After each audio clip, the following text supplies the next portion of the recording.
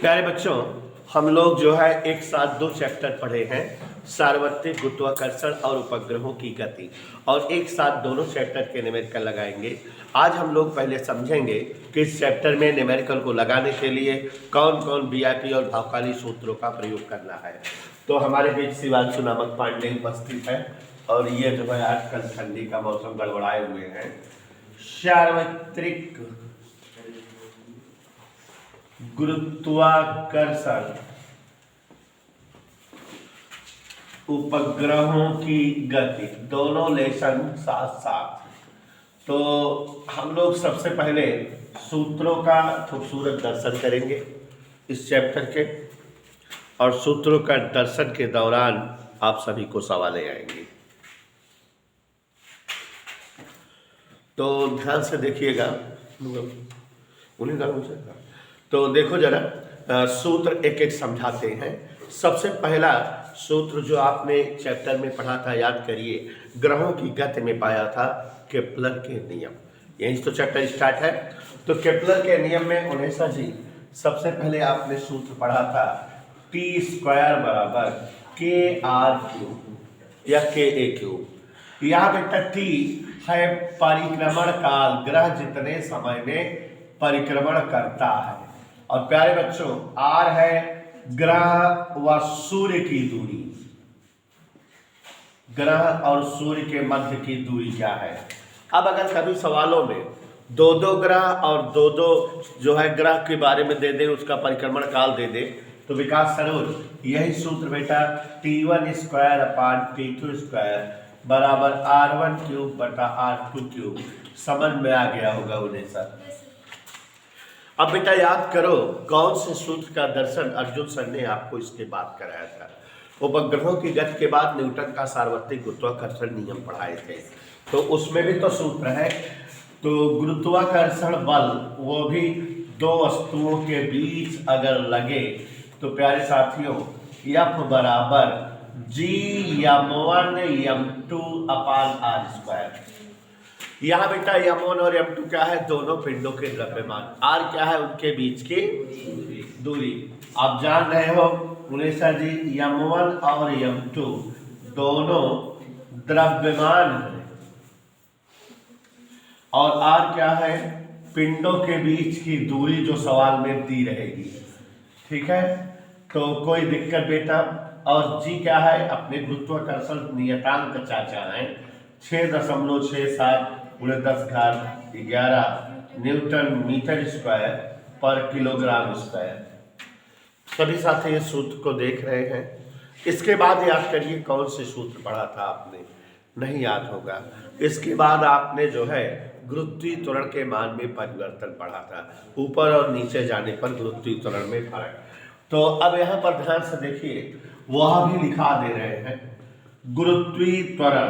प्यारे बच्चों इन सभी सूत्रों पर सवाल मिलने गए, सभी सूत्रों पर सवाल मिलेंगे, इसलिए सभी सूत्रों का दर्शन अच्छे से किए रहे। मेरा मकसद होता है कि जब हम चैप्टर का न्यूमेरिकल लगवाते हैं तो बाकायदा सारे टॉपिक एक्सप्लेन कर देते हैं, कि यदि कोई बच्चा लेसन ना पढ़ा हो तो वो भी न्यूमेरिकल लगा ले, है ना बेटा प्रिंस सर। तो यहाँ पर देखो जरा, गुरुत्वीय त्वरण दो कंडीशन में था कि जब जो है पृथ्वी तल से ऊपर जाते हैं और पृथ्वी तल से, याद आया बेटा। तो गुरुत्वीय त्वरण ऊंचाई पर, जब हम पृथ्वी तल से ऊपर जाते हैं तो G डैश बराबर J1 + H अपान RE का होल स्क्वायर। याद आया बेटा, समझ आया कि नहीं। और गहराई पर, जब हम जो है गहराई पर जाते हैं नीचे, तो G डैश बराबर J1 - H अपान RE। ठीक है ना, कोई दिक्कत, कोई असुविधा, या होल स्क्वायर। यही तो सूत्र होते हैं, याद करिए, यही फार्मूले होते हैं कि नहीं बेटा।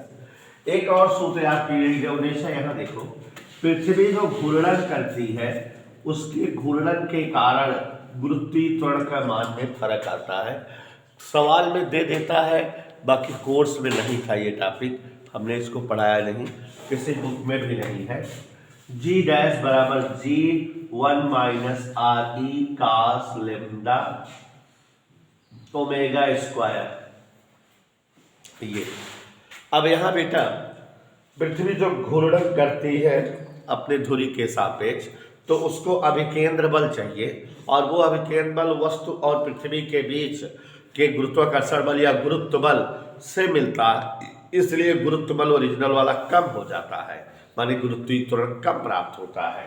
तो गुरुत्वीय त्वरण के मान में फर्क जी डैश बराबर, यहाँ बोर्ड पर मत देखना जो जरूरी चीज है, जी क्या बता दिए तुमने, सुना कुछ? जी 1 माइनस आर ई कास लेमडा ओमेगा स्क्वायर। सुबह सुबह डांटे क्यों?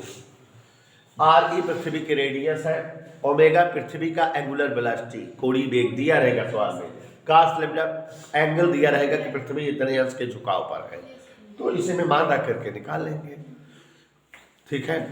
हाँ, अब उसके बाद देखो बच्चों, ये जो है हम लोग यहाँ के बाद गुरुत्वीय बल क्षेत्र पढ़े हैं, मीन्स गुरुत्वीय क्षेत्र की तीव्रता, इंटेंसिटी ऑफ ग्रेविटेशनल फील्ड। सारे सूत्रों को हम दिखा दे रहे हैं सिस्टमेटिक वे में, सीरियल से। गुरुत्वीय क्षेत्र की तीव्रता प्यारे बच्चों किससे लिखी जाती है? आई से। क्या सूत्र होता है? दो सूत्र होता है, एफ अपान एम और उनेसा G G M upon R square. तो जब द्रव्यमान और दूरी दिया रहेगा तो ये लगाना, बल और द्रव्यमान दिया रहेगा तो ये लगाना। सूत्र क्लियर रहे, क्योंकि एक सवाल मान लो सूत्र पे ही दे दे तो कम से कम सूत्र याद रहेगा, तुरंत लगा लोगे। सरल नहीं रहेगा, मान ही रखना रहेगा, कोई टेक्निकलिटी नहीं रहेगी, और सब पर सवाल हम बोलेंगे।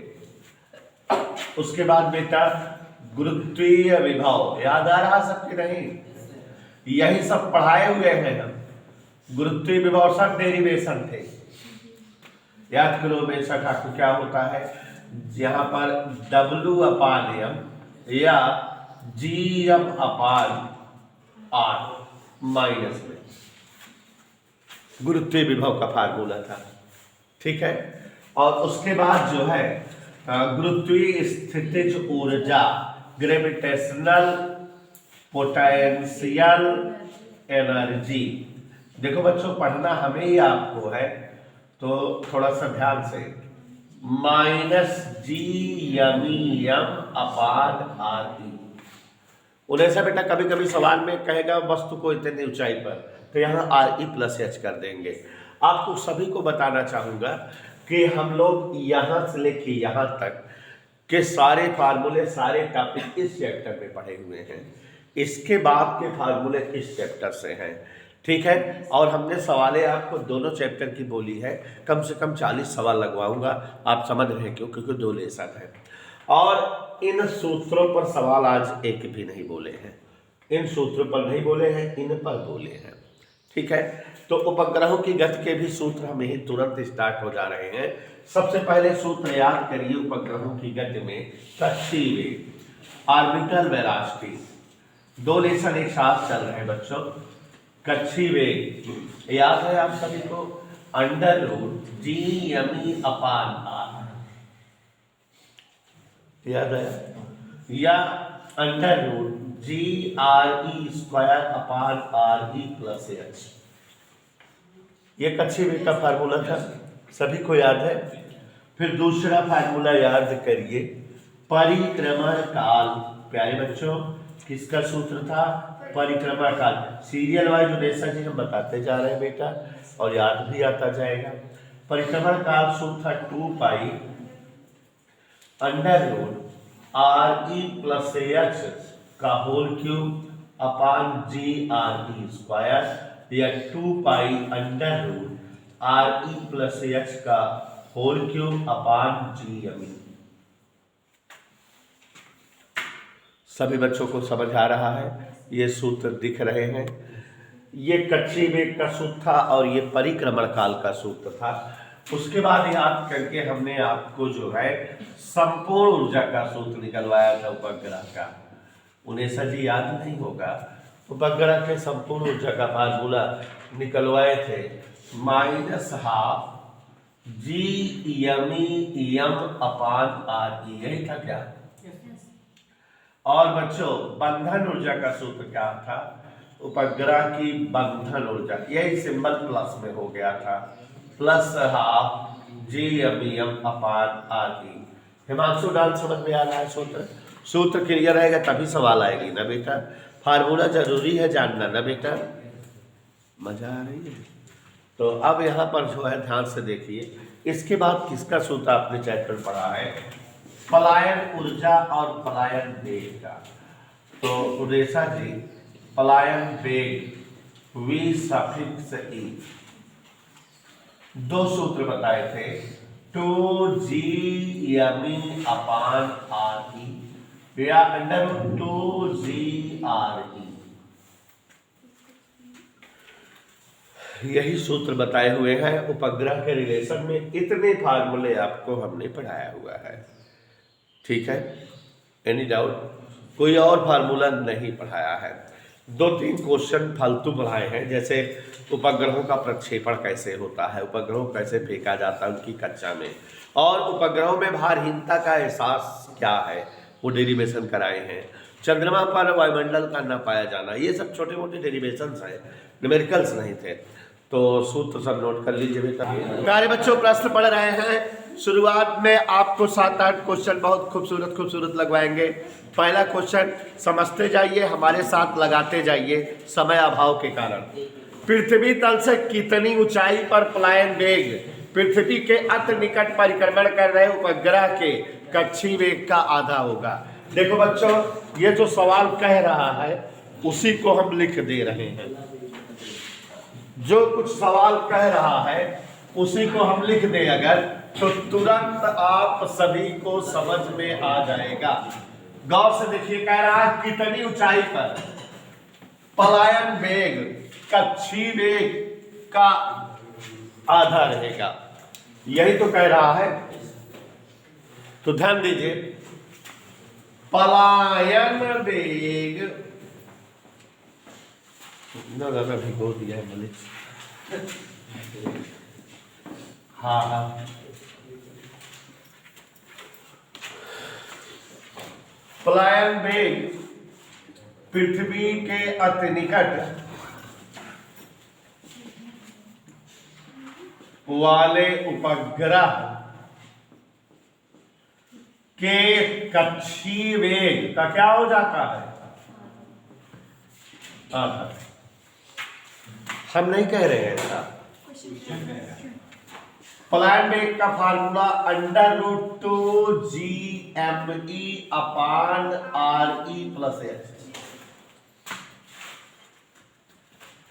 पृथ्वी के अति निकट परिक्रमण करते हुए उपग्रह का कक्षीय वेग का फार्मूला GME अपान RE।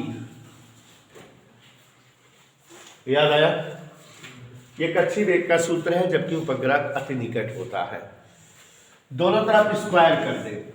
क्या कर दे? 2GME अपान RE प्लस H। मेरे साथ लगाते रहे, GME अपान RE। GME से GME कट गया, बेइज्जती नहीं होनी चाहिए। ईश्वर का नाम लीजिए। RE प्लस H बराबर 2RE बोलिए। H बराबर 2RE में से RE घट गया, RE आ गया। बोले तो 6400 किलोमीटर। पृथ्वी तल से यदि हम 6400 किलोमीटर ऊपर चले जाते हैं तो हमें पता है कि ये कहानी हो जाएगी। अगला सवाल सभी लोग ध्यान दीजिए, most important and most technical प्रश्न फॉर योर एग्जाम्स एंड अब टेस्ट लेंगे हम तो उनमें भी ये क्वेश्चन इंपॉर्टेंट है। बोल रहा हूं, ध्यान सुनिए। एक ही धातु के समान आकार के दो ठोस गोले एक दूसरे को स्पर्श करते हुए रखे गए हैं। सिद्ध कीजिए उनके बीच कार्य करने वाला गुरुत्वाकर्षण बल उनके त्रिज्याओं के चतुर्थ घात के समानुपाती होता है। प्यारे साथियों ध्यान से सुनो, एक ही धातु के माने दोनों का घनत्व तो सेम होगा, डेंसिटी सेम, समान आकार के दोनों की रेडियस सेम है, सटा कर रखे गए हैं, स्पर्श करके रखे गए हैं, उनके बीच गुरुत्वाकर्षण बल की बात करनी है। 19वां यहां देख बोर्ड पकड़ लीजिए। माना समान धातु व समान द्रव्यमान, द्रव्यमान क्या मान लिया बच्चों? हाँ, यम के दो गोले जिनकी त्रिज्याएं क्या मान ले? आर। वह घनत्व क्या मान ले बेटा? समान है ना? एक गोला यह बा, बोलो कितना द्रव्यमान का? त्रिज्या। और एक गोला यह बा, दोनों समान द्रव्यमान से दिखा पाए कि नहीं? नहीं, सदा दिखा पाए।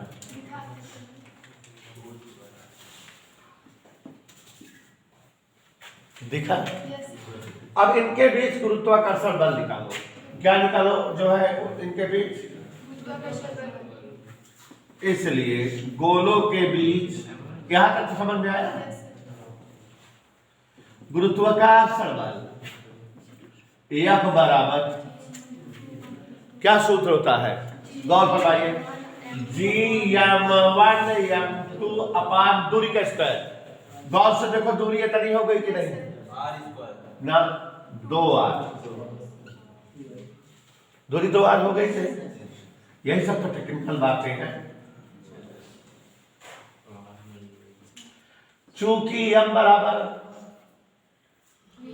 आयतन गुणे घनत्व, तो गोलों का आयतन का सूत्र क्या होगा? 4/3 पाई r क्यूब। घनत्व का रो,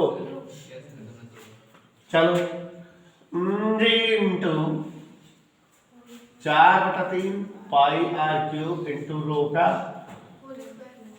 अपान, मजा लेते रहिए, बराबर F बराबर 4 4 16 4 कट गया, 3 त्रिका पाई स्क्वायर, ऐसे देखा था जी, उन्हें ऐसा देखा था बेटा, रो स्क्वायर इंटू एक अलावा बचे का बचे 3 दूनी 6 बस 2 गए। ये पूरा कांस्टेंट है किधर? फुल कांस्टेंट है, तो एक है मतलब बेइज्जती कह दो। क्या कह रहा है देखो, कह रहा है कि सिद्ध करो गुरुत्वाकर्षण बल उनके त्रिज्या के चतुर्थ घात के समानुपाती होगा। तो त्रिज्या के चतुर्थ घात के समानुपाती, टेक्निकल क्वेश्चन।